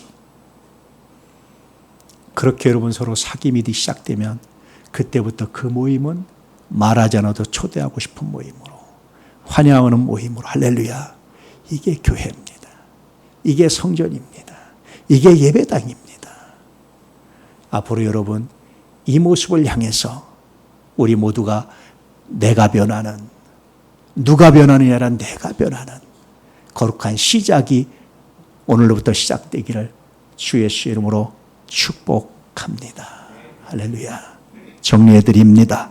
예배당은 하나님과의 사귐이 성도의 사귐으로 이어지고 그 사귐이 세상을 향한 초대로 이어지는 거룩한 하나님의 집입니다. 하나님과 사귀고 성도와 사귀며 사람을 품을 때 예배당은 살아있는 하나님의 집이 됩니다. 아멘. 메시지 함께 읽겠습니다. 하나님과 사귀고 성도와 사귀며 사람을 품어라. 그러면 예배당은 살아있는 하나님의 집이 될 것이다. 아멘. 세 번째, 다시 쉼을 얻는 집. 오늘로 이제 시리즈 설교를 마칩니다. 지난 1월부터 7월 마지막 주까지 7개월 동안 믿음 성전, 또 모임으로서의 성전, 그리스도인의 사회생활, 예배당으로서의 성전, 다시 말하면 개인 신앙생활이 교회 생활로, 교회 생활이 사회생활로, 그것이 우리가 예배당 안에서 어떻게 우리가 농축돼야 되는지 이런 것들을 시리즈로 살펴봤습니다. 다음 주부터는 신약에 나오는 예수님을 만난 사람들 몇 사람 이렇게 뽑아서 올해 말까지 이제 설교를 할 생각입니다. 그들은 어떻게 예수를 만났는지 이런 시리즈 설교를 할 예정입니다. 그렇게 하시고 오늘 세 번째, 다시 쉼을 얻는 집. 자, 다시 한번 제목 읽어볼까요? 다시 쉼을 얻는 집. 아멘. 오늘의 주제입니다. 마태복음 11장 28절로 30절 말씀 우리 함께 읽지요. 수고하고 무거운 짐진 자들아 다 내게로 오라. 내가 너희를 쉬게 하리라. 나는 마음이 온유하고 겸손하니 나의 멍에를 메고 내게 배우라. 그리하면 너희 마음이 쉼을 얻으리니 이는 내 멍에는 쉽고 내 짐은 가벼움이라. 아멘. 오늘 말씀을 여러분 어떻게 읽으세요? 저는 굉장히 복잡하게 읽혀요. 28절 말씀 보면 되게 신나죠. 아, 그래. 다 수고하고 무거운 짐 내려놓고 주님께 가서 어떻게 해야지? 쉬어야지. 거기까지 말씀 행복하죠. 근데 그 다음 말씀이 뭡니까? 나는 마음이 온유하고 겸손하니 나의 멍에를, 또 멍에를 메라고? 쉬라고 그러고 또 명예를 뭐라는 건 뭐지? 이 마음이 복잡이죠. 그런데 그 다음 말씀이 또 재미있어요. 그리하면 무엇이 쉼을 얻으리니? 너희 마음이. 몸을 쉬는 거예요? 못 쉬는 거예요? 복잡합니다. 오늘 말씀이. 자, 마지막 말씀. 왜 마음이 쉼을 얻냐? 자, 읽어볼까요? 시작. 이는 내 멍에는 쉽고 내 짐은 가볍다. 멍에가 쉽고 짐이 가볍다고 생각하는 분 손들어 보세요. 여러분 인생길을 살아가면서 내 멍에는 쉽고 내 짐은 가볍습니다. 손 들어보세요. 없어요? 결혼하고 아이들이 어릴 때 아이들이 자는 모습을 늘 보면서 제가 늘 했던 기도가 있었어요. 하나님, 언제 나를 데려가셔야 되는데 이 아이들이 성인이 될 때까지만 기본적으로 살려주시면 제가 기본적으로 거기까지는 살고 싶습니다. 두 번째 혹시 기회를 주신다면 내가 하나님 우리 교회에서 목회 은퇴할 때까지 그때는까지 내가 사명을 감당하게 하시면 그 다음에 내가 다 했습니다. 나머지는 하나님 언제든지 아멘 하겠습니다. 그런 기도를 종종 했었어요. 그때 여러분 그런 기도하면서 그게 마음이 굉장히 좀 어떤 때 무겁고 내가 어떻게 살아야 되는지 왜 살아야 되는지 왜 운동을 해야 되는지 왜 관리해야 되는지 등등등 그 이유가 분명했어요. 그럼에도 불구하고 종종 그것이 나에게 뭐로 다가왔을까요? 보이지 않는 짐으로 무거운 짐으로 무게로 다가왔던 적이 종종 있습니다. 여러분은 어떤 짐을 지고 계세요? 그래서 오늘 말씀을 묵상하다 보면 정말 멍에와 짐은 쉽고 가벼울까? 정말 그럴까? 이런 관점으로 다시 말씀을 읽어볼까요? 수고하고 무거운 짐진 자들아 다 내게로 오라. 내가 너희를 쉬게 하리라. 나는 마음이 온유하고 겸손하니 나의 멍에를 메고 내게 배우라. 그리하면 쉼을 얻으리니 이는 내 멍에는 쉽고 내 짐은 가벼움이라. 어떤 말씀일까요? 어떤 사람은요, 자기가 원하지 않는 짐을 지고 힘들어하는 분들이 있어요. 제가 오늘 아침에 간단히 알고리즘에 떠가지고 잠깐 봤는데 어떤 엄마와 다 큰 아들이 입맞춤으로 늘 인사를 해. 그 이유가 뭔가를 보니까 엄마가 전체가 마비예요. 손을 움직일 수가 없어요. 아마 제가 자세히는 안 봤는데 아이가 태어날 때부터 엄마가 그랬던 것 같아요. 그러니까 이 엄마가 뭐라고 얘기를 하냐면 내가 내 손으로 우리 아이의 얼굴을 만져볼 수 없어서 유일하게 내가 감각을 느끼고 만져볼 수 있는 게 입이라서 입으로 뽀뽀하고 그렇게 만져봅니다. 그럼 여러분 이 아들은 그 엄마를 어떻게 생각할까요? TV에 인투브에 나온 장면은 감사하며 이렇게 하는데 제가 안 봐도 느껴지는 게 있어요. 뭐가 느껴질까요? 때때로 왜 하나님 우리 엄마는 다른 엄마들처럼 좀 건강해서 그게 항상 기뻤을까요? 짐으로 느끼진 않았을까요? 사람이 태어나서부터 자기도 모르게 짊어지는 짐들이 있어요. 어느 날 집에 태어났는데 가난한 집에 장남으로 태어났어요. 내가 원치 않는, 내가 선택하지 않은 짐들이 있어요. 저는 그것이 사명이다. 하나님 그런 사명을 주셨다 이렇게 생각합니다. 두 번째 짐은 뭐가 있냐면 스스로 선택하는 짐이 있어요. 물론 넓게 보면 그것도 하나님의 역사입니다. 하나님의 섭리입니다.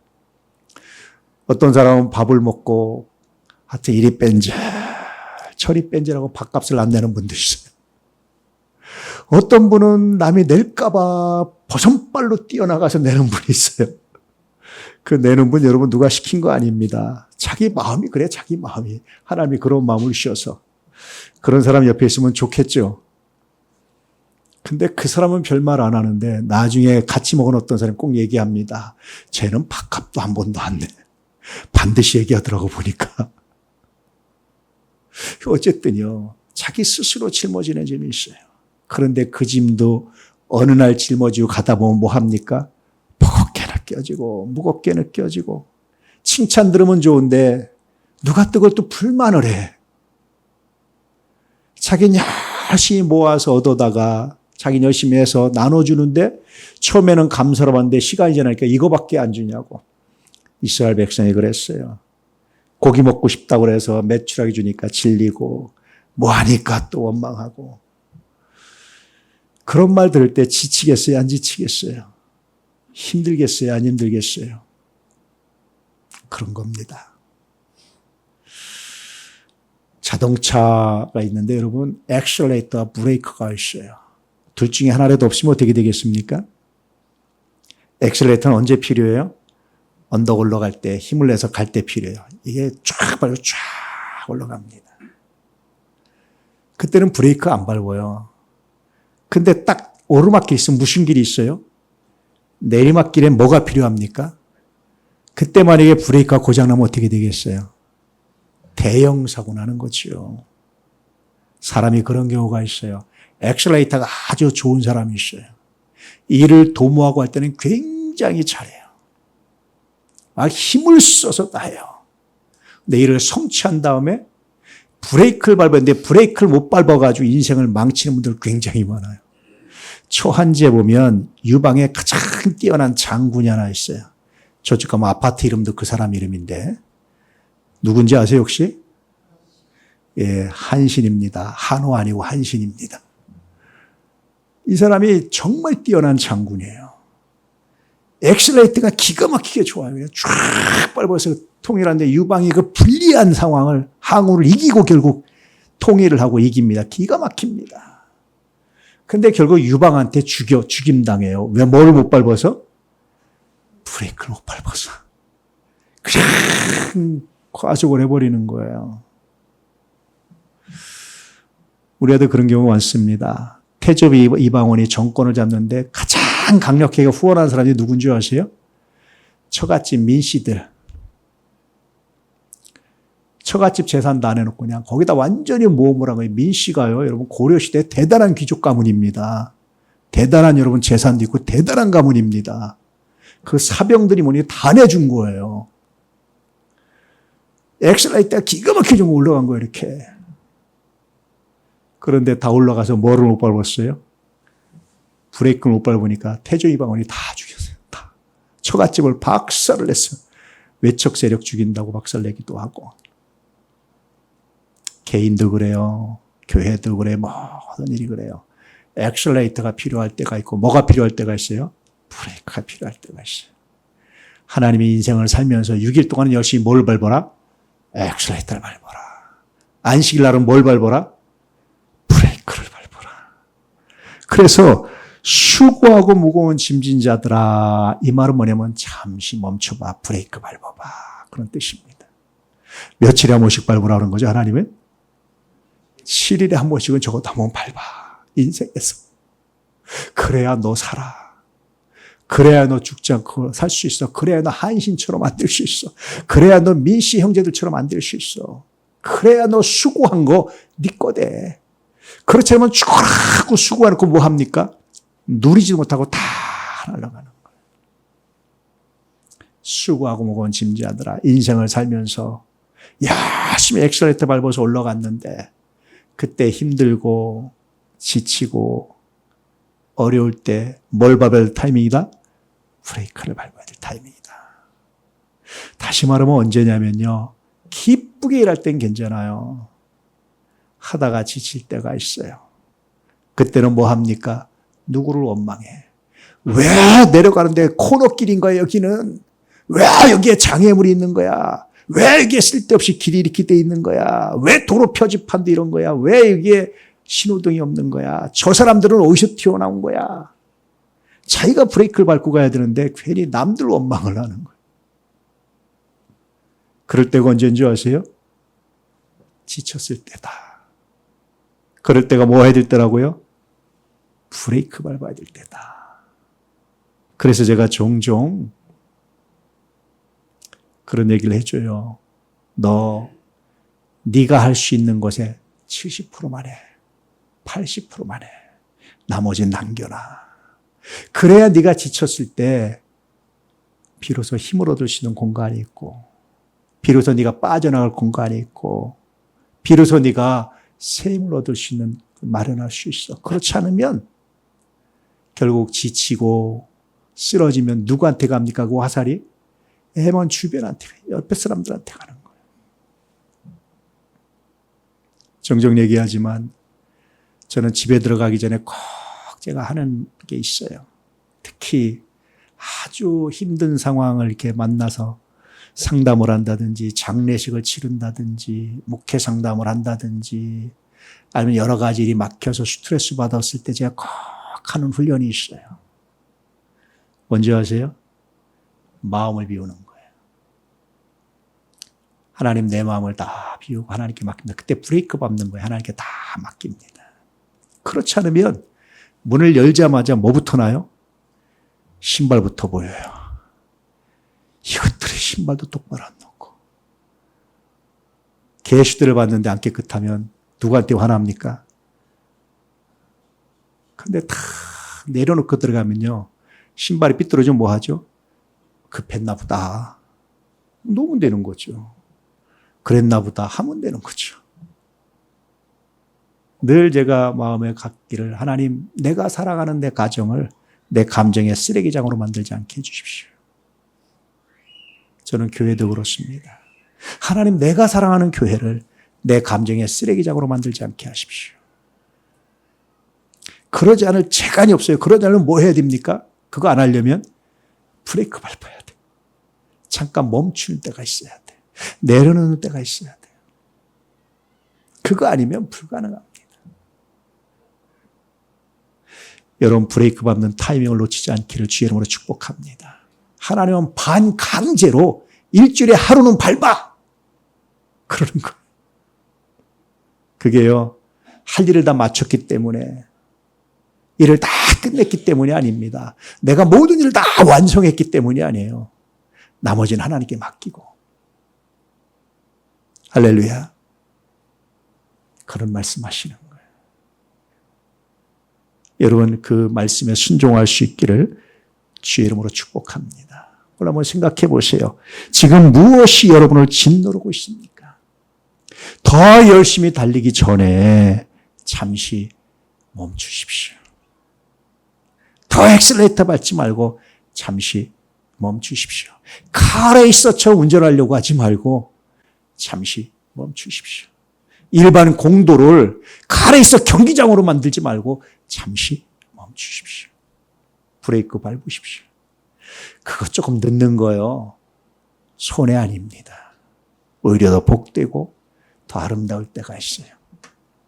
제가 아는 분 중에 어느 대학의 총장이셨고 굉장히 유명한 분이에요. 우리나라에서 장로님인데 설교도 너무 잘해. 목사보다 잘해. 하여튼 목사들 열등감 갖게 하는 장로님이 계세요. 천재입니다. 천재 그분이. 중고등학교 조기졸업하고 하고 경기고등학교를. 우리나라 아마 제일 20대 때 제가 알기로는 그분이 미국에서 박사학위를 받으셨어요. 아마 원자력인지. 그분이 한번 그런 얘기를 하시더라고요. 내게 만약에 다시 기회가 주어진다면 나 월반하지 않고 나 미리 가서 졸업하지 않고 순서대로 하고 싶다. 그렇게 빨리 온 게 돌아보니까 별로 남는 게 없다. 한 번쯤 멈춰도 월반하지 않아도 미리 뛰어가지 않아도 할렐루야 멈출 수 있는 브레이크를 밟을 수 있는 은혜가 있길 축복합니다. 특별히 여러분 얼마나 지칩니까? 일하다 보면 우리 얼마나 좋은 뜻으로 하는데 좋은 마음으로 하는데 다 선으로 하나요. 그럴 때 화한 날 사람이 어디 있겠어요. 모세도 십계명 돌판을 집어 던졌어요. 하나님이 주신 거를. 아이 교회 직분이고 뭐고 내가 거룩한 일이고 뭐고 내가 그냥 집어 던지는 거 그거 지극히 자연스러운 일입니다. 그거 지극히 자연스러운 일이에요. 당연히 그럴 수 있어요. 인간은. 내가 아무리 교회를 사랑하지만 이거 뭐 집어 던지는 거 지극히 자연스러운 일입니다. 인간은 그럴 수 있어요. 모세도 그랬는데. 그런데 여러분 혹시나 다시 한번 생각한다면 내가 멈출 때 하나님 멈추게 해주십시오. 제가 늘 기도하는 것 중에 하나가 하나님 멈출 타이밍을 브레이크 잡는 타이밍을 놓치지 않게 하십시오. 말을 하다가 멈춰야 될 때 논쟁하다가 멈춰야 될 때 그래서 그리스 로마 철학에서는요 특히 헬라 철학에서는 굉장히 중요한 용어가 하나 있다고 그랬죠. 에포케 잠시 멈추자. 우리 판단 중지하고 논쟁하다가 그 쉼의 시간이요. 그게 분열되지 않고 다시 만들어가는 거예요. 에포케. 우리 잠깐 멈추자. 말도 멈추고 생각도 멈추고 잠깐 멈추자. 다시 한번 생각해보자. 수고하고 무거운 짐진 자들아, 인생을 살다가 어떤 일이든지 간에 지쳐서 힘들어서 정말 열심히 살고 나는 최선을 다했는데 때때로 그것이 나를 지치게 하고 힘들게 할 때, 누가 뭘 한 것도 아닌데 괜히 힘들어질 때, 누가 원망스러워질 때, 그때 주님이 우리에게 말씀하시는 거예요. 잠시 멈출 때 우리를 초대하시는 주님의 음성에 귀를 기울이시기를 주의 이름으로 축복합니다. 그때 주님이 말씀하세요. 주님께 나오라고. 다 내게로 오라고. 몇 사람만 와가 아니라 다 와. 다. 누구든지 다 와. 민족과 계층과 남녀와 모든 걸 초월해서 누구든지 와. 누구든지 웰컴이야. 다 오랍니다. 열심히 쉬었는데 멈췄는데 주님께 오지 않고 다른 데 가는 일들이 너무 많아요. 주님께 오십시오. 그럴 때 쉼은 보상이 아닙니다. 내가 뭘 성취했기 때문에 얻어지는 보상이 아니라 은혜의 선물입니다. 할렐루야. 우리는 보통 쉼을 뭐라고 생각해요? 아, 나 수고했으니까 좀 쉬어야지. 보상으로 생각해요. 여러분, 주님이 쉬라고 하신 건 보상이 아니에요. 선물입니다. 보상은 내가 충분히 노력해 성과를 냈을 때 보상이잖아요. 그러지 않아도 된다는 거예요. 굳이 성과 내려고 노력하지 말고 그냥 그 자체로 오라는 거예요. 그것이 주님의 초대입니다. 왜냐하면 여러분은 봉사자이기 전에 하나님의 사랑받는 자녀이기 때문에 무엇을 내가 잘하고 무엇을 내가 공헌하고 뭘 성과를 내서 하나님이 나를 사랑하시는 게 아니에요. 하나님이 여러분 자체를 사랑하십니다. 제가 예전에 부교육자 시절에 어른 목사님을 모시고 계시면 굉장히 연세 많으신 어른 계셨는데 꼭 그 앞에서 제가 무릎 꿇고 앉았어요. 그냥 못 앉겠더라고. 근데 어떤 후배 같이 있었는데 너무나 편하게 앉아 있는 거예요. 이렇게 다리도 뻗고 뭣도 하고. 심지어는 주방에서 일하다 권사님들이 부침개를 붙여왔어요. 근데 젓가락 갖고 놓고 젓가락 갖고 깨요. 젓가락 갖고 깨요. 갔는데 갑자기 이거 들더니 목사님도 안 들어 지가 하고 나는 진짜 세상이 무너지는 줄 알았어요. 세상에 내 눈앞에서 이런 일이 펼쳐지다니.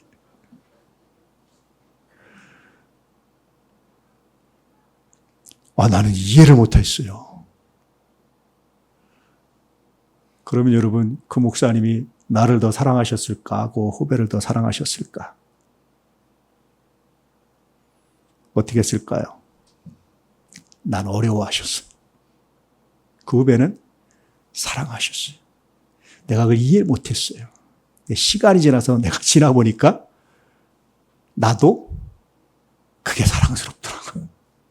너무 예의 갖추고 너무 무릎 꿇고 앉고 깍듯한 것보다 지금 흐트러진 사람이 편하고 집도 너무 깔끔한 집보다는 대충 빨래대에 걸쳐 있고 하나 쓰레기도 하나 있고 이런 데 가면 마음이 편해요. 너무 깔끔하면 혹시 나한테 먼지 뭐 하나 떨어지지 않을까? 어떤 분이 그래요. 아들이 여러 명 있는데 큰아들이 그렇게 수고를 했어요. 제가 그런 분을 여러 번 알고 있거든요. 한두 명이라 여러 번 알고 있습니다. 근데 큰아들한테 말을 못하셔. 큰아들만 집에 들어오면 집안이 이분이 난리가 나. 조용해.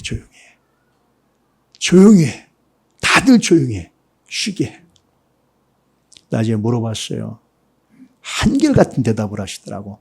왜 그렇게 큰아드님한테 그러세요? 내 아들이지만 어려워요. 얼마나 수고하고 열심히 하고 집안을 일으켜 세우고 아들이지만 어려워요.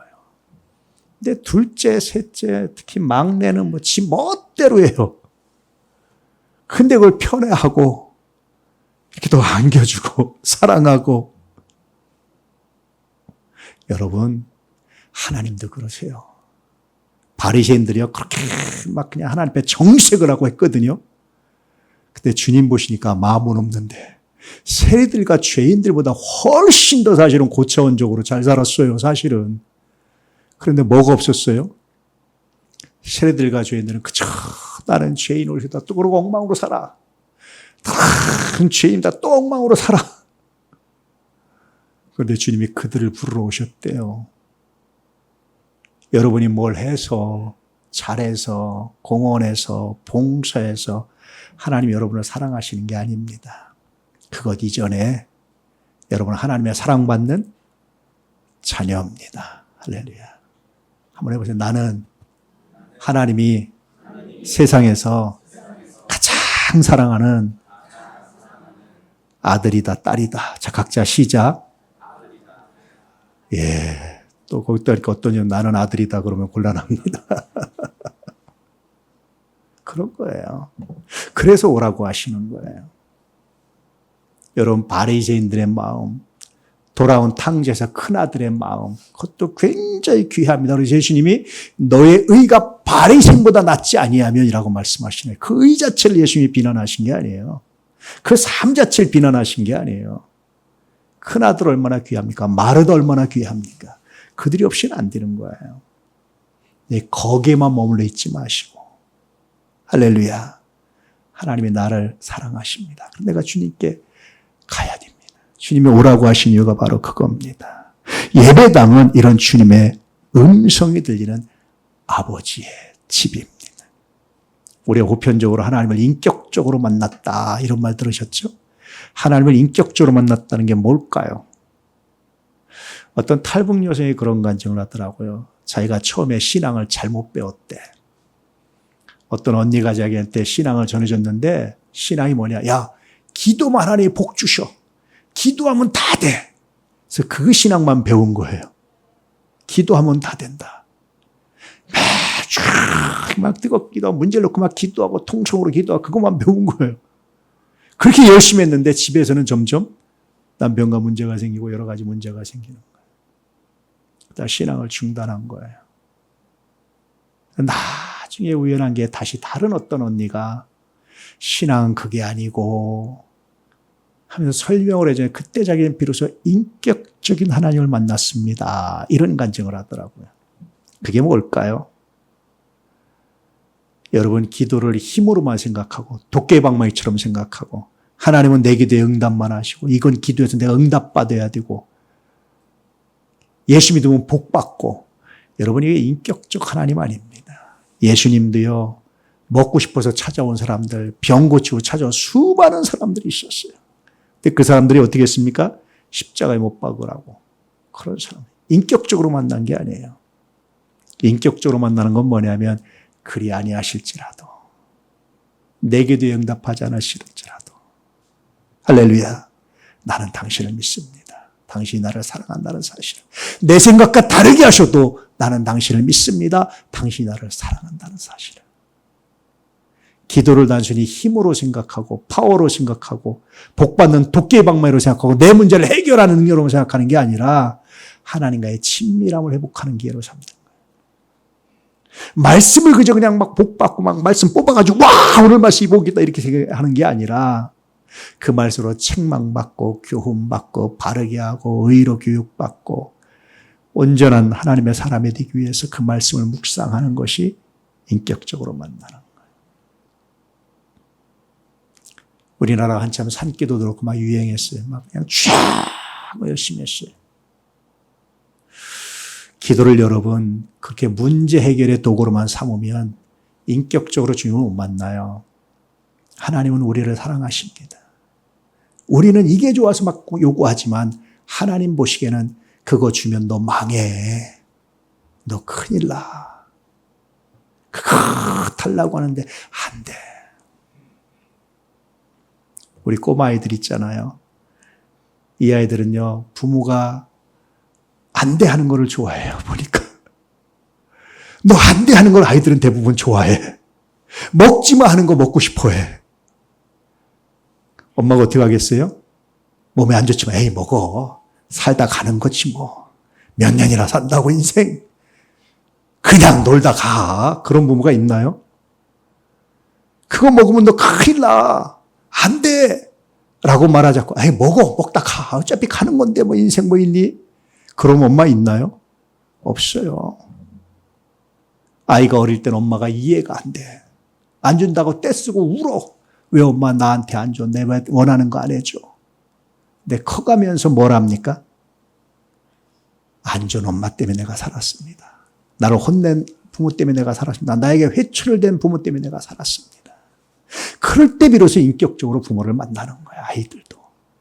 신앙도 그런 거예요. 다 내게 와. 그게 뭐냐면 인격적으로 만나는 거예요. 그때 비로소.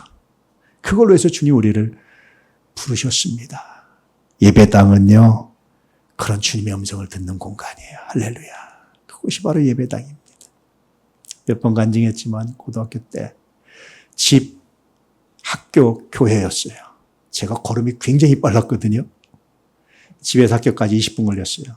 제가 독일 병정처럼 앞에 탁 보고 탁 이렇게 걸었어요.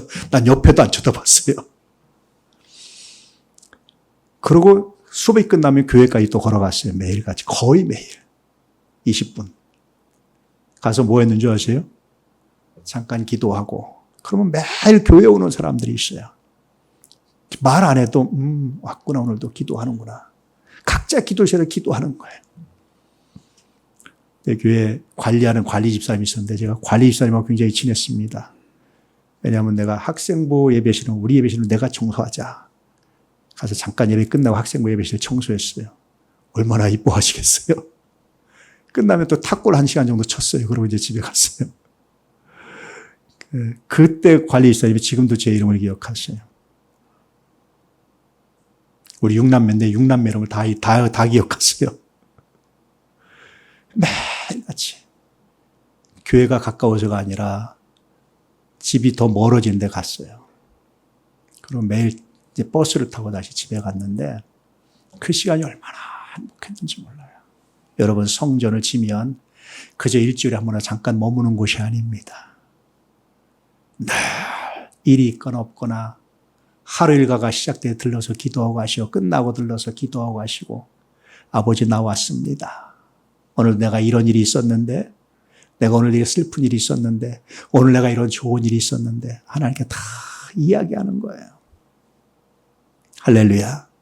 화난 일도 다 내려놓는 겁니다. 다윗의 시편 보세요. 하나님께서 그냥 하소연하고 하나님 그놈이 죽일 놈입니다. 우리 식으로 표현하면 그런 겁니다. 그놈이 이렇게 나쁜 원수 같은 놈입니다. 다 쏟아내놓는 거예요. 그리고 왕인데 원수 갚았을까요? 안 갚았을까요?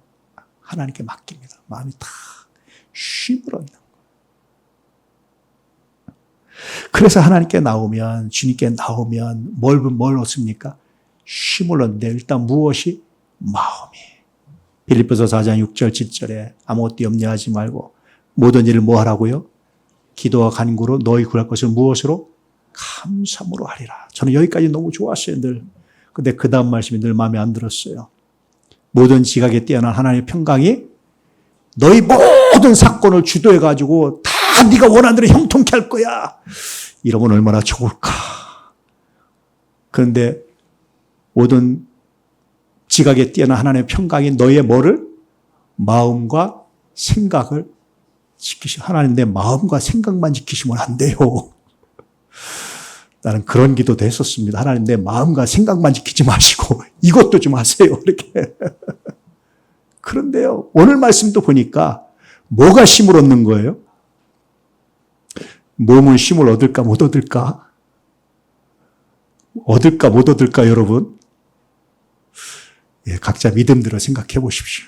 근데 분명히 오늘 말씀에 너희 마음이 쉼을 얻으니 내 마음에 상처가 치유되는 거예요. 내 마음에 스트레스가 내려가는 거예요. 내 마음에 속상한 것이 없어지는 거예요. 내 마음에 원망이 사라지는 거예요. 쉼이 참 할렐루야. 주님께 보면 그렇답니다. 그래서 뭘 배워요? 주님께 맡기는 것이 뭐냐면 기도하는 거예요. 하나님 내 힘으로 안 되네요. 내 능으로도 안 되네요. 정말 안 되네요. 제가 다른 데는 많이 양보해서 참고 참는데 예배가 펑크난 건 내가 스트레스가 정말 받아도 못 참았어요. 힘으로도 안 되고 능으로도 안 되고 어느 순간 하나님이 저한테 말씀하셨어요. 예배가 완벽한 짜임새를 가지고 잘 돼서 내가 받는 게 아니야. 펑크도 날 수 있고 이럴 수도 있고 저럴 수도 있는데 중요한 건 그런 외적인 것보다 뭐가? 너 마음이. 제가 그다음부터 여유가 생겼어요. 예배 펑크라도 제가 야단 안 칩니다. 잘.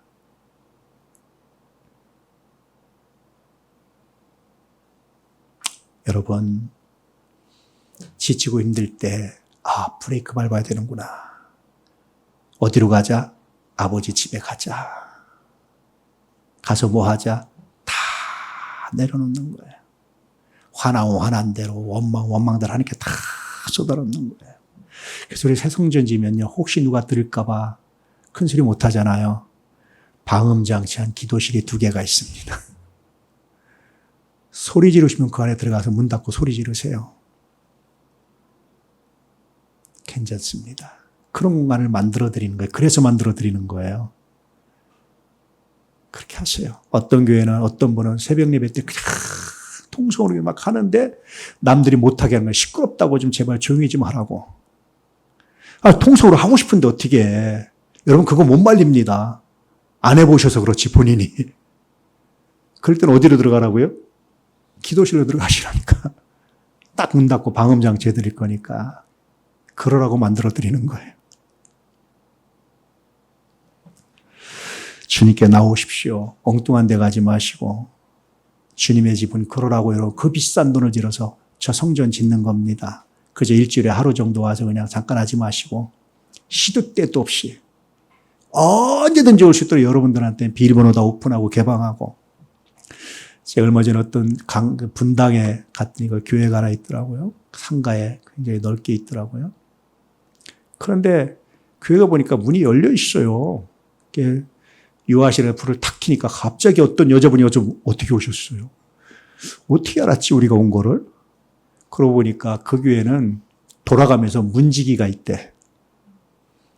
몇 시부터 몇 시까지 누구든지 기도하러 올 수 있도록 하도 이상한 사람들이 많이 오니까 잠궈 놓을 수는 없고 돌아가면서 문지기가 있는 거예요. 그래서 지키는 거예요. 그거를. 그 시간까지 시간을 정해놓고 이것도 굉장히 좋은 방법이다. 자, 문지기 자원받습니다. 문지기. 한 분도 없어요? 강제로 시킵니다. 권사님들은 문지기 하세요. 예. 세 번째는요, 주님께 와서 다시 배우랍니다. 나는 마음이 온유하고 겸손하니 내게 배워라. 그러면 쉼을 얻을 것이다. 무엇이 마음이. 그리고 주님의 짐, 무거움이 그 짐이 쉽고 가볍다. 그 멍에야 짐이 쉽고 가볍답니다. 할렐루야. 이걸 이해하십니까? 온유와 겸손을 배우며 수고를 내려놓고 한계를 인정하고 하나님께 삶을 맡겨드리는 거예요. 내 힘으로는 안 되네요. 힘으로도 어떤 거로도 안 되네요. 그래서 우리 교회 빨리 지려고요. 사실은 여러분이 아는 것보다 훨씬 더 제가 강력하게 요구도 하고 했는데 안 돼요. 내가 보니까 딱 자기들이 원하는 때가 있더라고. 하여튼 무슨 핑계를 대든지 막더라고. 소송하지 않느라. 근데 소송은 안 하리라니 맘먹었거든요. 소송하지 않는 한 안 되더라고.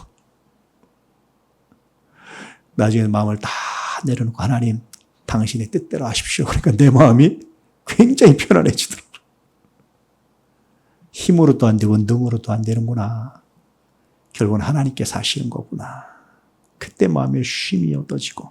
근데 여전히 일은 남겨 있어. 내 몸으로 짊어져야 될 짐은 여전히 남겨져 있는데 그 전과 그 후가 전혀 다른 거예요. 그 무거웠던 짐이 뭐가 돼요? 사명이 되고 감사가 되고. 해보세요. 그렇게 변한다니까 실제로. 그래서 마음이 쉼을 얻는다는 게 무슨 말씀인 줄 알았어요. 우리 일 자체가 없어지는 게 아니에요. 내가 짊어야 될 짐 자체가 없어지는 게 아니에요. 그 짐이 다르게 느껴져요. 그리고 그 짐을 하나님이 함께 하신다는 사실 때문에 누가 맞들고 있는 것처럼 같이 들고 있는 것처럼 그렇게 느껴져요. 그럴 때는 같이 들 때 나와 주님이 몇 %씩 서로 짐을 무게를 나눠질까요?